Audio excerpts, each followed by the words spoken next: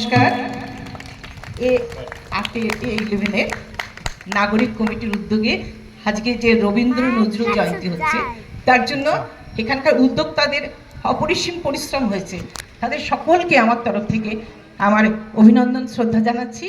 আর আমরা এখানে আসতে পেরে আপনাদের কাছে খুব গর্ব অনুভব করছি, খুব ভালো লাগছে। নমস্কার। নমস্কার। অনেক